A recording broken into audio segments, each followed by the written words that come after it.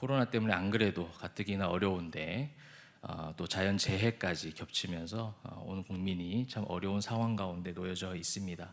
이렇게 어려운 상황들을 지내다 보니 특별히 또 코로나 때문에 우리가 참 많은 고민들과 생각들을 해왔던 것 같습니다. 교회에 대해서, 성전에 대해서, 교회가 존재해야 할 이유와 그런 목적과 여러 가지 사명에 대해서 참 많은 고민들을 하게 되었던 한 해였습니다. 이전에도 고민을 했지만 어떻게 보면 이번 한 해는 실제적인 어떻게 보면 좀 당황스러운 일들을 많이 경험하면서 더 많이 고심했던 한 해였던 것 같습니다. 교회뿐만 아니라 이런 공동체, 성전뿐만 아니라 여러분 한 사람 한 사람, 저와 여러분 한 사람 한 사람이 성전된 우리들 각자의 영적인 생활도 마찬가지였을 것 같습니다. 교회라는 안전한 울타리, 성전이라는 안전한 울타리 가운데 그것에서 이제 벗어나는 시간들이 많아지면서 아무래도 혼자 영적 생활들을 감당하기가, 영성을 유지하기가 쉽지 않았던 한 해였던 것 같습니다. 그래서 우리가 참 어느 때보다도 다시 한번 힘을 모아야 되고 어느 때보다도 다시 한번 우리의 마음을 굳세게 해야 될 때가 아닌가 싶어서 오늘 이 학개서 말씀이 당시 이스라엘 백성들에게도 또한 오늘날 살아가는 우리들에게도 그러한 메시지를 던져주고 있기에 함께 이 말씀을 좀 나눠보고자 합니다. 학개서 말씀은 성전 재건이 이루어지는 그런 말씀이라고 여러분도 잘 알고 있고 또 실제로도 그렇습니다. 이제 에스라 성경에 나와 있던 그 성전 재건, 연대기적으로 간단하게 잘 아시겠지만 한번 살펴보게 되면 이제 남유다가 BC 586년에 멸망을 하게 되죠. 북이스라엘 왕국은 이미 그 200여 년 전 더 앞에 710년 전경에 그렇게 다 이제 멸망을 했는데 이제 버텨오던 남유다가 이제 멸망을 하고 잘 아시는 대로 70년의 포로 생활, 그 바벨론에서의 포로 생활들이 시작이 됩니다.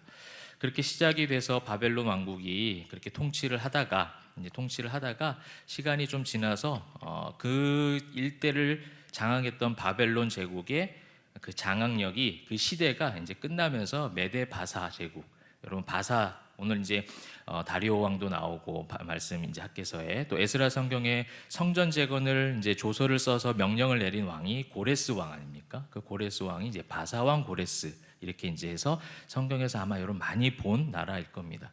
그 바사 제국이 이제 실권을 장악하고 이스라엘 사람들을 이제 속국으로 삼으면서 그렇게 하던 중에 고레스라는 바사 왕의 그 칙령이 내려지기는 놀라운 일들이 생겨났습니다.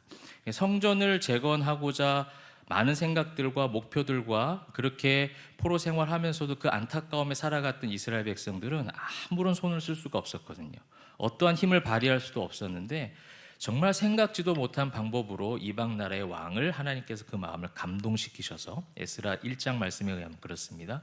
그렇게 감동을 시킴으로 말미암아 성전 재건의 명령을 내렸단 말이죠. 놀라운 일이죠.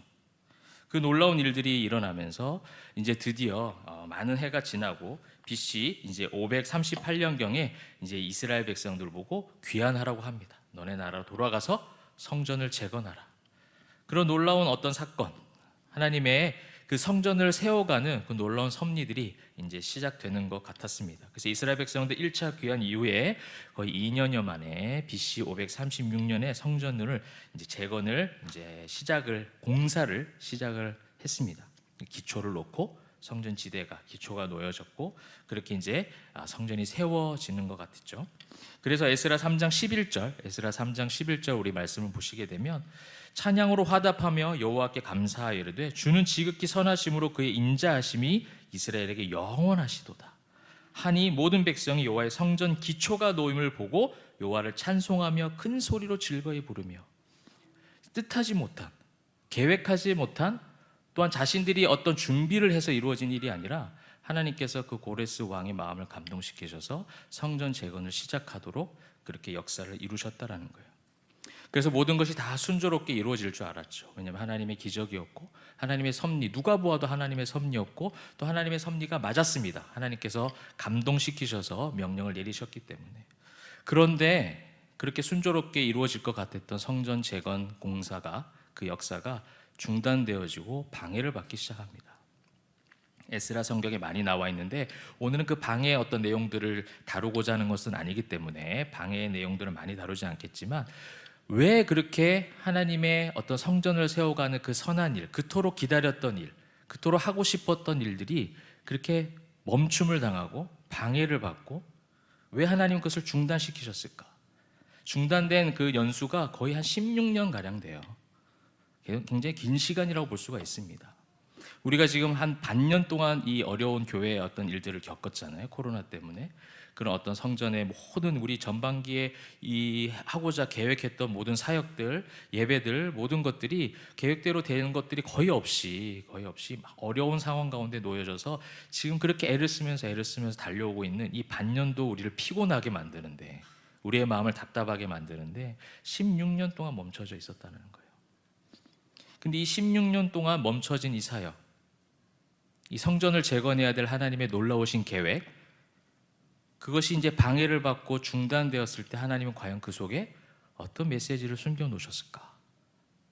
오늘날 우리가 바라봐야 될 부분이라고 저는 생각합니다. 하나님이 교회를 향해서 우리가 당하는 이 교회의 여러 가지 어려움들, 여러분들이 한 사람 한 사람이 성전된 여러분들이 당하는 모든 영적인 싸움들, 거세지는 영적 공격, 이 마지막 때가 가까이 올수록 그렇잖아요. 그런 영적 공격이 거세지고 있는 가운데 왜 우리가 하나님 뜻대로 살아갔다고 생각하는데, 우리는 예배하였고 우리는 봉사하였고 우리는 그렇게 하나님의 성전을 위해서 애를 써오면서 세워갔는데, 이러한 방해가, 이러한 어떤 공격들이 왜 우리를 이렇게 힘들게 하고 쓰러지게 만들까? 그래서 우리는 그 무너짐에 대해서 초점을 맞춰요. 왜 무너졌는가? 왜 교회의 성전이 왜 무너져 가고 있는가? 왜 내가 영적으로 무너지고 있는가?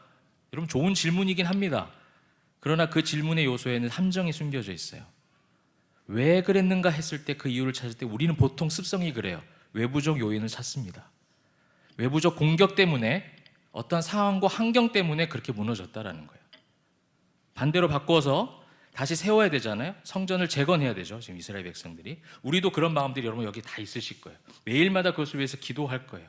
하나님, 한국교회를 살려주옵소서, 우리 대형교회를 살려주옵소서, 그렇게 날마다 기도하실 겁니다. 교회를 세워주시옵소서, 재건해야 됩니다. 다시 이전에 그 한국교회 영광들이 다시 살아나야 됩니다 라고 했을 때에도 그 기도의 관점 가운데, 우리의 가치관과 생각 가운데는 또한 환경과 외부적인 요인들을 자꾸 많이 찾게 된다는 거예요. 뭘 할까? 여러분, 뭘 해야 되겠습니까?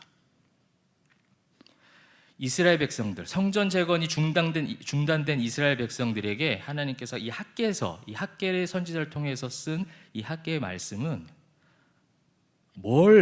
왜 너희가 무너졌느냐라는 그 요인을 외부에서 찾는 것이 아니라, 성전을 재건하게 한 것이 고레스 왕의 명령이 아니라, 너희가 16년 동안 지금 자포자기한 상태에서 시리와 좌절에 빠져서 해야 될 사명들을 다 놓치고 넘어져 있는 것이 사마리아인들, 에스라 성경에 나와 있듯이 사마리아인들이 여러 가지 술수를 써서 그들을 방해하거든요. 그 바사 관리들에게 뇌물을 주고, 그래서 정치적인 방해들, 여러 가지 그런 어떤 압력들을 막 가한단 말이죠. 그런 것 때문에 무너져 있다라고 너희는 생각하는데, 이 학개에서 말씀이 그렇다는 거예요. 그게 아니라는 겁니다.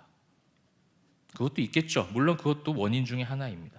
그러나 그 문제를 극복하기 위해서, 성도라면 근본적으로 그 문제를 해결하기 위해서는 우리가 포로 생활을 했기 때문에 성전이 무너진 것이 아니라, 성전을 재건하게 된 것이 고레스 왕이라는 사람이 갑자기 마음이 착해져서, 우와, 바사가 좋아졌네, 바사 나라 참 좋아졌네, 시대가 많이 좋아졌어, 바사 왕 고레스 사람, 그 사람 참 괜찮네, 그래서 성전이 재건되는 것이 아니라, 또한 부푼 꿈을 가지고 사명감을 가지고 성전 재건을 시작했는데 사마리아인들이 그렇게 극심하게 방해하네, 그래서 우리가 지금 이 일을 못하겠어, 잠시 중단. 그 이유가 아니라는 거예요. 저는 오늘 이 학개에서 오늘 본문 말씀을 통해서 우리가 그 이스라엘 백성들에게 하나님께서 가르쳐 주신 그 궁극적 이유를 함께 발견하고, 그 다음에 그 이유가 오늘날 살아가는 우리에게 주시는 하나님의 음성이다라는 것을 믿고 함께 힘을 내어서 나아가면 좋겠습니다. 첫 번째는요, 간단합니다. 말씀이 필요해요. 말씀이 없었던 시대였어요. 말씀에 힘이 고갈된 상태였어요. 이스라엘 백성들에게는. 그것이 없는 가운데 아무리 고레스 왕의 마음을 감동해서 성전을 재건할 수 있는 제도적인 여건들이 마련된다 할지라도 그렇게 해서 성전을 세우는 것은 건물은 세울 수 있을지 모르겠으나 그것은 결국 모래 위에 지은 집처럼 되어버릴 수 있었다라는 거예요. 하나님 그것을 용납하지 않으셨어요. 그의 마음을 감동시킨 것이 맞고 하나님의 명령이었음을 말했지만 무너진 성전의 기초를 세워야 하는 하나님의 사명을 감당하기 위해서는 교회가 성도가 하나님의 말씀에 반응하는 습관들이 있어야 된다는 거예요. 말씀에 반응하여 회개가 필요할 때는 회개의 눈물을 흘릴 줄 알고, 말씀에 반응하여 아무런 힘이 없고 용기가 다 사라져버린 상황에서도 그 말씀이 임했을 때에 다시 한번 힘을 얻는 그런 말씀에 반응할 줄 아는 성도의 생활. 오늘 그래서 모든 성경이 많이 그렇게 기록을 하고 있지만 특별히 학개서 말씀을 전체를 읽어보니까 너무나도 많은 그 문장들이 나오는데 어떤 문장이 나오냐면요, 여호와께서 말씀하셨다, 여호와 같이 여호와가 말하였다라는 어구가 학개서에 계속 나와요. 거의 매절마다 나옵니다. 제가 성경책에 형광펜을 칠해가지고 여러분은 하나씩 하나씩 다 하려고 했는데 너무 다 똑같아요. 계속 해야 돼요. 그래서 시간이 너무 많이 가기 때문에 여러분 숙제입니다. 검사 안 하는 숙제. 집에 가셔서 한번 칠해보세요. 여호와가 말씀하셨다라는 내용에 관련된 거, 여호와가 말하셨다, 말씀하셨다, 한번 칠해보십시오. 1장 1절 여호와의 말씀이라고 시작되죠. 그리고 마지막만 볼게요. 맨 마지막, 학개서 맨 마지막 2장 23절 보세요. 맨 마지막, 내가 너를 택하였음이니라 다음에 만군의 여호와의 말이니라. 그리고 그 중간에 계속 거의 매 절마다 나와. 여호와가 이같이 말씀하였다, 말하노니, 말씀하셨으니. 뭐가 필요하다는 겁니까? 여호와의 말씀이 필요하다는 거예요. 지금 우리에게 필요한 것은 주님의 말씀입니다. 여러분이 그 말씀을 사모하셔야 돼요. 하나님, 나에게 말씀하여 주옵소서. 주변 사람, 주변 환경, 공동체, 교회가 이래야 되나 저래야 되나, 이 나라와 민족이 이래야 되나 저래야 되나, 다 답이 있을 거예요. 근데 그 답을 아시는 분은 하나님이세요. 그러므로 우리가 뭘 해야 되냐면 하나님 말씀을 알아야 돼요. 그래야지 그 답을 그래도 찾아갈 수 있고 그래도 가까이 갈 수 있을 거 아니겠습니까? 근데 다 저마다의 생각으로 가버리는 거죠. 우리의 이 모든 영적 싸움, 이스라엘 백성들의 이 영적 싸움, 성전을 재건해야 되는 이 영적 전투 앞에서 이 어떤 중단된 성전의 무너짐도 마음 아픈 일이었는데 성전을 다시 재건할 줄 알았던 그 부푼 꿈까지도 무너져버린 이 상황 가운데에서 그들이 해야 될 것은 무엇이냐면 어떻게 하면 이 방해를 물리쳐 볼까가 아니에요. 하나님이 원하시는 것이 무엇입니까? 라는 그 말씀의 사모함이었다라는 겁니다. 어떻게 하면 그들의 코를 납작하게 만들어줄까? 보다 더 근본적인 지혜와 방법은 하나님의 말씀인 줄 믿으시길 바랍니다. 이 말씀의 부재는요, 이스라엘 백성들, 그렇다면 이 성전이 중단된 이스라엘 백성들에게 말씀이 없었기 때문에 따라왔던 현상이 무엇이었는가? 그것을 학개서 말씀은 잘 보여주고 있습니다.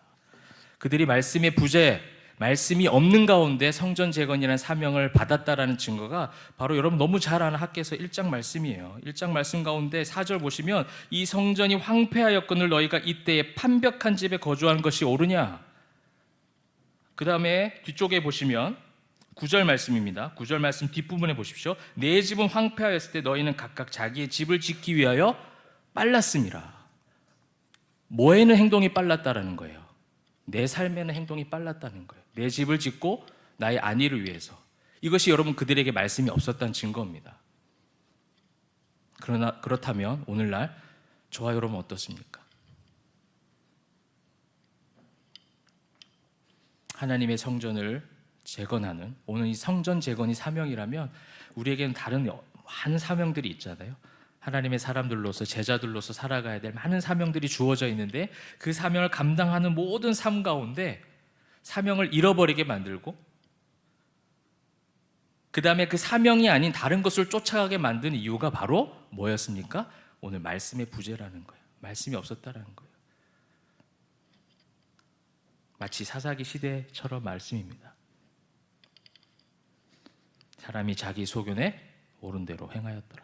하나님 말씀이 없으니까 다음 세대를 다른 세대로 만들어 버렸고, 말씀을 전수하지 않았기에 말씀이 없으니까 왜 그렇게 살았어 너희들, 그게 문제가 아니라 말씀이 없으면 당연한 모습이 되어버리는 것이죠. 여러분, 그런 의미에서 정말 이번 여름 우리 다음 세대를 위해서 기도 많이 해주시길 바랍니다. 유치부도 진행 중이고 유초등부, 지금 평소에 하고자 했던 그런 모든 것들의 계획들이 다 수정이 돼서 주일 예배 가운데 모든 걸 진행하고 있습니다. 이름도 특별하게 지었어요. 여름 특별 예배. 이상한 신조어가 생겨나기 시작했습니다. 그렇죠? 당연하게 사용했던 여름 성경학교, 여름 수련회를 이름을 어떻게 바꿀까, 이런 걸 논의해야 되는 그런 안타까운 시대 가운데 살고 있습니다. 그러나 저는 그것이 안타깝다라고 보고 끝날 것이 아니라 그 속에서도 우리 아이들에게 말씀만 있으면 된다, 그런 믿음으로 우리 모두 함께 지금 또 우리 교육자들, 교육부서 하는 교육자들이 열심히 지금 기도하며 준비하고 있습니다. 또 진행하고 있고요. 앞으로 이제 남아있는 유초등부, 또 청소년부, 청년부 주일날 다 진행하게 되잖아요. 기도 많이 해주십시오. 다른 세대가 아닌 다음 세대가 될 수 있도록. 그들에게 말씀만 있으면 앞으로 10년, 20년 후에 우리 목사님께서도 교회에 대한 미래의 전망들을 해주셨잖아요. 더 어려워지죠. 당연히 더 어려워집니다. 그러나 소망을 품을 수 있는 것은 뭐냐면 우리 다음 세대에게 말씀을 전수해주면 소망이 있는 줄 믿습니다. 환경이 어렵다 할지라도, 거센 공격이 있다 할지라도 우리는 그 공격과 그 문제와 상황과 환경에 휘둘리는 자들이 아니에요. 근본적으로 성도는 그렇지 않습니다. 교회는요, 예수님이 승천하신 후에 초대교회가 만들어진 그 초대교회 때부터 2000년의 모든 이 세계 인류 가운데, 교회의 모든 역사 가운데 핍박을 안 받은 적이 없습니다. 다 환난과 핍박 가운데 있었습니다. 그러나 하나님은 교회와 성도들을 보존시키셨습니다. 그게 하나님의 섭리였고 말씀의 능력인 줄 믿으시길 바랍니다. 우리에게 필요한 것은 말씀이에요. 말씀. 그들에게 말씀이 전수되어지고, 또한 우리 역시도 마찬가지죠. 여기 계신 우리 어른들이 말씀으로 다시금 새롭게 마음을 굳세게 하고 힘을 낸다면 하나님께서 어디로 가야 될지 가르쳐 주실 것이고 그 길이 바른 길이 될 줄 믿습니다. 여러분, 하나님은 그렇게 해서 이스라엘 백성들을 포기하지 않으세요. 그렇게 해서 만들어진 그 말씀이 임하고 학개 선지자를 통해서 임하여진 그 말씀을 통해서 그들의 가리워졌던 영적 눈을 다시, 그 가리워졌던 비늘들을 벗겨냅니다. 그래서 아까 말씀드렸듯이 너희가 지금 성전은 황폐하였는데 너희 집을 짓는 데 빨랐다, 이것을 깨닫게 만들어요. 우리가 사마리아인들의 방해 때문에 이걸 못한 것이 아니라 아무래도 고향 땅에 돌아가니 거처도 준비를 하긴 해야 되지 않겠습니까? 그렇잖아요. 이스라엘 백성들 1차 포로로 귀환한 사람들이 가서 생활할 집도 필요한 거잖아요. 그러니까 그 집을 만들다 보니 성전 재건 때문에 귀환하고 성전 재건 때문에 다시 돌아온 그 중차대한 본질적 사명을 다 잃어버렸다라는 거죠. 근데 그것이 말씀 때문이었다면 이제 말씀이 그것을 가르쳐 주셨고, 그리고 그 젊은 사람들, 그렇게 성전을 세우고 집을 짓는 그 사람들 뿐만 아니라 어떠한 사람들까지 하나님은 다시 한번 그 눈을 가려졌던 눈을 다시 새롭게 뜨게 만들어 주셨느냐. 오늘 2장 3절 말씀이에요. 2장 3절 말씀. 너희 가운데 남아있는 자 중에서 이 성전의 이전 영광을 본 자가 누구냐라고 나와 있습니다. 이전 성전의 영광을 본, 이전 솔로몬 성전의 영광을 본, 그러니까 거의 약 70년 다 되진 않았지만 약 70년이 다 되어가고 있기 때문에 그 전에 그 BC 586, 그때 이제 멸망하던 그때 무너진 성전을, 그 이전에 크고 웅장한 솔로몬의 성전을 본 어른들인 거예요. 그래서 에스라 3장 12절 말씀 한번 잠깐 보도록 하겠습니다. 에스라 3장 12절 말씀 보시게 되면 우리 함께 같이 읽어보도록 하겠습니다. 시작. 제사장들과 레위 사람들과 나이 많은 족장들은 첫 성전을 보았으므로 이제 이 성전의 기초가 놓임을 보고 대성통곡하였으나 여러 사람은 기쁨으로 크게 함성을 지르니. 네, 계속 띄워주시면 이 무슨 말씀입니까? 에스라 말씀 그 3장 가운데 아까 우리 11절 읽었었잖아요. 그 성전의 기초가 놓여지는 그 장면에서 어떠한 그룹은 대성통곡을 하고 있고 어떤 다른 그룹은 기뻐하고 있었어요. 그러니까 지금 대성통곡한 그룹들은 어디예요? 제사장들과 레위 사람들과 나이 많은 족장들 중에서 어떤 사람들? 첫 성전의 영광을 본 사람들. 근데 그 첫 성전의 영광, 첫 성전의 영광이라고 하는 그 영광이 정말 하나님의 임재하신 영광이 아니라 눈에 보이기에 화려하고 크고 웅장한, 자신들은 영광이라고 얘기하지만 자신들의 시선에서는 눈으로 보기에 크고 웅장한 그냥 성전 건물을 얘기했던 거예요. 그런데 지금 성전을 재건하려고 기초를 놓아보니 그 규모가 너무 협소해지고 작으니까 아이고 우리가 어떻게 하다가 이렇게 됐냐, 이렇게 이제 대성통곡하고 있는 거예요. 하나님이 은혜를 주신 것인데도 불구하고 그들에게 말씀이 부재가 오니까, 말씀이 그 속에서 하나님의 사명을 감동시키셔서 일하시는 것을 느끼지를 못하니까 역시 눈으로, 인간의 눈으로 보이게 판단하면서 대성통곡하고 있는 안타까운 모습을 보여주고 있다는 것이죠. 그래서 학계는 오늘 수사학적 질문을 하는 거예요. 이제 이것이 너에게 어떻게 보이느냐? 반문하듯이 묻는 거예요. 너희 눈에 보잘것없지 아니하냐? 너희 지금 그렇게 생각하냐? 그게 아니다라는 거예요. 그게 아니다. 여러분 신약 성경에도 여러분 잘 아는 요한일서 2장 16절에도 육신의 정욕, 안목의 정욕이 있어요. 안목의 정욕. 우리 눈으로 보기에 판단하게끔 만드는 눈이 기준, 우리 육신의 눈이 기준이 될 때가 너무 많이 있습니다. 이유는 간단해요. 아까도 계속 말씀드렸듯이 내 안에 있는 하나님의 말씀이 부재가 되면 결국 육신의 눈으로 바라볼 수밖에 없어요. 어떤 사람을 육신의 눈으로 판단하고 세상을, 교회를, 또 어떨 때는 더 나아가서 하나님까지. 여러분 우리에게 그런 육신의 잘못됨, 육신의 눈에 잘못된 시선이 있다면 우린 반드시 말씀으로 개혁해야 됩니다. 조정해야 됩니다. 바꾸셔야 합니다. 그래서 이렇게 말씀으로 또 새로운 영적 눈을, 가리워졌던 육신의 잘못된 눈이 이제 영적인 눈으로 환하게 밝혀지는 것을 오늘 말씀의 제목처럼 학계 선지자는 4절 말씀에 나와 있듯이 스스로 굳세게 하라라고 표현하고 있습니다. 여러분 이 4절 말씀 우리 한번 읽어보도록 하겠습니다. 같이 읽겠습니다. 성경책을 보시고 함께 읽으면 좋겠습니다. 시작. 그러나 여호와가 이르노라 스룹바벨아 스스로 굳세게 할지어다. 여호사닥의 아들 대제사장 여호수아야 스스로 굳세게 할지어다. 여호와의 말이니라. 이 땅 모든 백성아 스스로 굳세게 하여 일할지어다. 내가 너희와 함께 하노라. 만군의 여호와의 말이니라. 아멘. 스스로 굳세게 할지어다. 스스로 굳세게 할지어다. 스스로 굳세게 할지어다. 한 절에 3번이나 나오고 있어요. 여러분 이 스스로 굳세게 할지어다, 긴 우리나라 말로는 긴 단어 같은데 히브리어는 간단합니다. 하자크라는 단어예요. 하자크. 강하다, 견고하게 하다. 주로 전쟁에서 이제 전쟁을 할 때 군사들이 그 힘과 용기를 내는 그런 어떤 마음가짐, 마음의 어떤 다짐들, 강하게 마음을 먹는 그런 표현을 쓸 때 하자크라는 말을 써요. 근데 중요한 것은 무엇이냐면 이 하자크라는 단어 가운데 하자크는 무조건 좋은 용기만을 이야기하지 않아요. 그 근원이 어디서 출발하는가에 따라서 나오는 것이 달라질 수 있습니다. 좋은 예가 뭐냐면 출애굽했을 때 바로의 마음을 하나님께서 옛날 성경 우리 여러분 잘 아시죠? 표현 강팍하게 만드셨다. 지금 이제 개역개정에는 완악하게 만드셨다 이렇게 표현되어 있잖아요. 그 완악함이라는 단어에도 이 단어를 써요. 하자크. 그가 어느 마음에서 출발했는가에 따라서 이 하자크가 어떻게 발휘되는가가 달라진다라는 거예요.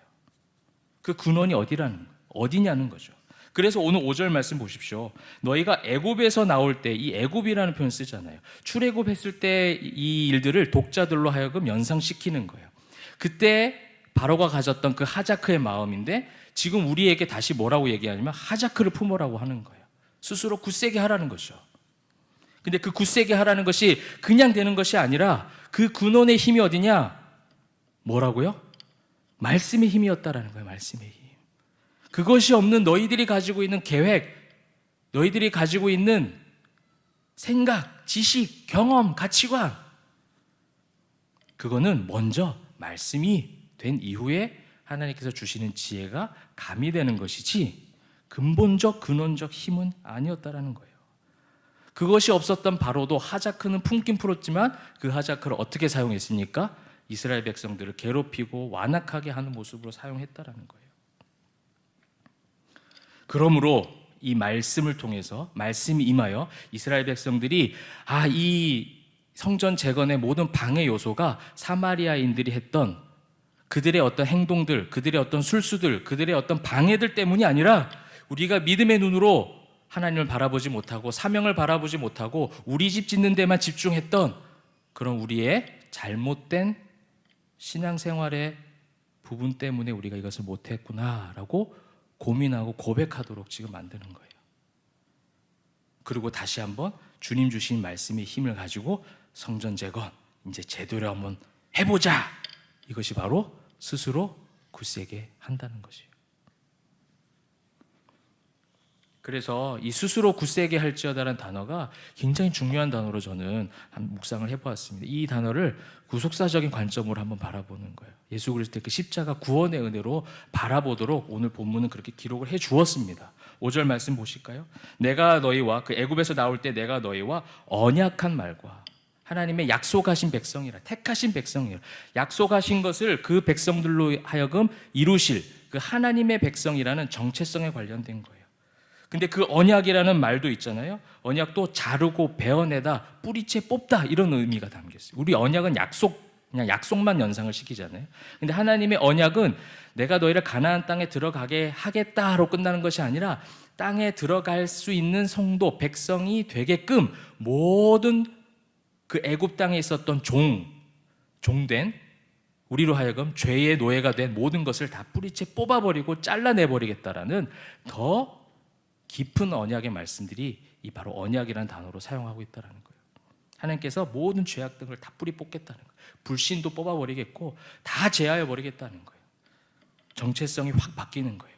노예에서 주인이 되게 하는 거예요. 하나님께서 애굽에서의 종살이하던 그들을 가나안 땅에 가서 젖과 꿀이 흐르는 땅에 주인으로 하나님의 백성으로 당당하게 살아가게끔 그 언약을 오늘 이 말씀 가운데 내가 너희들을 통해서 이루겠다. 그것을 너희들 기억해라. 스스로 굳세게 할지어다 했지만 그 스스로 굳세게 할지어다라는 그 하자크의 그 단어 가운데 그 근원을 하나님이 너희를 택하시고 언약한 백성으로 너희들을 애굽 땅에서 가나안 땅으로 가게 하셨던 그 출애굽의 역사를 기억해라는 거예요. 우리 식으로 말하면 십자가 기억하는 거예요. 십자가. 복음 기억하는 거예요. 이런저런 상황 가운데 놓여질 수 있습니다. 교회는 앞으로도 더 그럴 것 같아요. 성도의 삶은 더 그렇겠죠. 그럴 때마다 복잡한 생각 잠시 뒤로 물러놓고 복음에 집중해보자는 거예요. 나를 사랑하사 나를 죽기까지 사랑하신 그 그리스도의 십자가, 그 속으로 들어가 보자는 거예요. 그럴 때에 그것이 어떤 막연한 방법이 아니라는 것이 5절 말씀입니다. 중간에 보면 나의 영이 계속하여 너희 가운데 머물러 있나니. 주님께서 승천하신 다음에 어떻게 해주셨어요? 우리에게 성령을 선물로 보내주셨잖아요. 성령님이 우리와 함께 하시겠다 약속하셨어요. 여러분 어려운 영적 전투 가운데 있습니까? 한국교회가 그렇게 그 가운데 놓여져 있고 우리 대형교회가 그 가운데 놓여져 있습니다. 여러분의 삶도 그 가운데 놓여져 있으실 겁니다. 그라운 가운데 놓치지 말아야 될 것, 하나님의 영이 우리와 함께 하고 있다는 거예요. 약속하신 말씀이에요. 이게 하자크의 그 스스로 굳세게 한다는 그 말 가운데 담겨져 있는 의미입니다. 한글로 보니까 스스로 굳세게 하는, 그러니까 나 혼자 결단하고 결심해야 되는 것처럼 보이는데 그런 표현이 아니라는 거예요. 이 스스로 굳세게 할지어다는 하나님의 말씀의 근원적인 힘으로 일어나라는 거예요. 그러면 그 말씀을 붙잡으면 나의 영이 너와 함께해서 함께하고 인도하고 능력을 발휘하게 할 것이니 두려워하지 말라. 이것이 스스로 굳세게 할지어다입니다. 여러분 그 스스로 굳세게 하는, 소위 말하면 지금 우리식으로 말하면 그 십자가 구원의 은혜가 우리 가운데 충만하게 임재하니까 오늘 이제 성경 말씀에 보면 6절 7절에 보면 7절 말씀 7절 말씀 보니까 성전의 영광이 충만하게 나타내라. 하나님의 영광이 드러나기 시작했다는 거. 할렐루야. 네. 우리는 이것을 위해서 달려가는 사람들 아니겠습니까? 하나님을 영화롭게 하기 위해서, 하나님을 영광스럽게 높여드리기 위해서. 그리고 하나님의 영광이 드러나니까 오늘 본문 마지막 구절입니다. 9절 이 성전의 나중 영광 이전 영광보다 크리라 만군의 여호와의 말이니라. 그리고 내가 이곳에 무엇을 주리라? 평강을 주리라. 그죠? 그들의 집을 위해서 살아갈 때 16년간 중단되어져서 자신들의 살아가는 터전은 어느 정도 안정화시켰던 것 같아요. 근데 그들에겐 평강은 없었어요. 근데 하나님의 성전 재건이라는 그 사명을 말씀의 힘으로 스스로 굳세게 하여 다시 세우니까 그들에게 세상이 도저히 줄 수 없는 그 평강이 임했다라는 사실입니다. 여러분, 우리는 뒤로 물러설 자들이 아니에요. 믿음의 군사들이잖아요. 그죠? 말씀의 힘으로 그냥 또 싸우는 것은 아니에요. 그냥 막 성질낸다고 싸워지는 것이 아니에요. 화낸다고 되는 것이 아니라 말씀의 지혜를 구해보자는 거예요. 말씀이 어떻게 우리를 인도하시는지를 바라보자는 거예요. 뭔가가 있어야 되잖아요. 싸울 수 있는 무기와 힘이 있어야 되잖아요. 성도들이 무엇이 있습니까? 교회가 뭐가 있겠어요? 하나님의 말씀의 힘으로 봐야 될 것 보게 하시고, 보지 말아야 될 것 보지 말게 하시고, 그렇죠? 따라가야 될 것 따라가고, 따라가지 말아야 될 건 따라가지 말고, 그것이 우리 안에 있어야 될 줄 믿습니다. 말씀의 결론입니다. 인천 상륙작전이라는 영화 보신 분 계실 거예요. 우리 6.25 전쟁 때 인천 상륙에 대한 내용들을 다룬 영화인데, 메가더 장군이 이제 중심적으로 나오고, 여러분 잘 아시듯이. 근데 이제 이 작전을 돕기 위해서 또 함께 했던 한국 군대 이야기들도 이제 담겨져 있습니다. 많은 장면들이 참 감명 깊게 제가 봤던 영화였던 것 같습니다. 근데 그 중에서 하나 굉장히 기억에 남는 장면이 뭐냐면, 이제 이 극중의 메가더 장군이 이제 미국 장군들하고 함께 이제 그 작전 회의를 해요. 어떤 작전을 하냐? 이제 메가더는 인천 상륙을 해야 된다. 북한이 알아차리지 못할 것이라는 거예요. 이제 다른 여러 군데 이제 이렇게 전술 이제 전략들을 흘려서 다른 곳으로 유인시킨 후에, 인천에는 상륙을 할 수 있는 조건이 안 되잖아요. 배가 들어올 수 있는 상황들이 안 되니까. 그렇게 생각하고 거기가 방어가 허술할 것이다. 그리로 들어가야 된다. 근데 너무 무모한 작전이었다라는 거예요. 이제 병법 전술적으로 보면, 그러니까 다른 장군들이 왜 그걸 자꾸 고집하냐? 너 혹시 무슨 정치적 야망이 있는 거 아니야? 이 어려운 작전을 자꾸 수행하려고 하는 너 보니까 수상하다. 이런 식으로 이제 계속 몰아가는 거예요. 근데 왜 자꾸 그렇게 하려고 하느냐? 왜 그런 무모한 행동을 하려고 하느냐? 묻는 그 옆에 동료 장군들에게 한 가지 일화를 소개하면서 이야기를 해요. 내가 왜 이렇게 한국전의 어려운 상황 가운데서도 이 싸움을 감당하고 하려고 하느냐? 왜 한국을 꼭 지켜야 되겠다고 내가 다짐했느냐? 그 이유를 설명해 주는데, 전쟁 중에 한강 방어선이 이제 다 뚫린 상태에서 한국의 그 지역을 잠입을 한 적이 있습니다. 메가더가. 이제 이것도 하나의 실화라는 이야기도 있다고 합니다. 저는 이제 극 중에 있는 픽션인 줄 알았거든요. 극 중에서 살리고자 하는 내용인 줄 알았는데, 실화라는 어떤 이야기도 있더라고요. 이제 한강 방어선에 이제 몰래 가본 거예요. 이제 이 나라 국토적인 문제를 이제 정탐을 해야 되니까. 근데 갔는데 어떤 한 소년병이 참호 속에 있더라는 거예요. 우리 한국 국군 소년병, 나이 어린. 근데 이제 국군은 다 퇴각을 한 상태에 한강 방어선이 이미 뚫렸기 때문에, 너 왜 퇴각하지 않고 여기 있었느냐? 그럼 물어보니까 소년병이 했던 말이 뭐냐면, 후퇴하라는 상부의 지시가 없었습니다. 라고 얘기하는 거예요. 메다가 너무 감명을 받는 거예요. 군인 정신이죠, 어떻게 보면. 너무 감명을 받았죠. 내가 너 한 부탁은 뭐든 들어주겠다. 근데 그때 부탁했던 그 소년병의 부탁이 뭐였는지 아세요? 보신 분들 기억하실 수 있을 것 같아요. 싸울 수 있게 충분한 총과 탄환을 저에게 주십시오. 또 싸우겠습니다. 이렇게 얘기하는 거예요. 이것이 인천 상륙 작전, 그 무모한 작전을 하게끔 하고, 또 메가더로 하여금 무모하지만 한국을 꼭 이렇게 해서 지켜야 되겠다라는 마음을 다짐하게 했다라고 그렇게 소개를 하더라고요. 여러분, 그 한 소년병의 이야기가 무모해 보이잖아요. 말도 안 돼 보이잖아요. 지 혼자 거기 있은들 어떻게 지켜요? 아무리 총과 탄환이 충분해도. 그러나 뭐예요? 명령이 없었다라는 거예요. 명령이. 물러서라는 명령이 없었다라는 거예요. 그래서 다시 싸울 수 있는 무기를 달라는 거예요. 여러분, 이게 성도의 삶입니다. 이것이 성도의 삶인 거예요. 우리 물러서면 안 돼요. 물러서면 안 되고, 모든 영적 전투, 여러분들이 개인적으로 벌이는 모든 영적 전투도 마찬가지입니다. 물러서지 마시고 하나님의 말씀의 검, 그 무기를 다시 드십시오. 다시 드시고 하나님이 어떤 힘과 용기와 지혜를 주시는지 집중해서 바라보시기 바랍니다.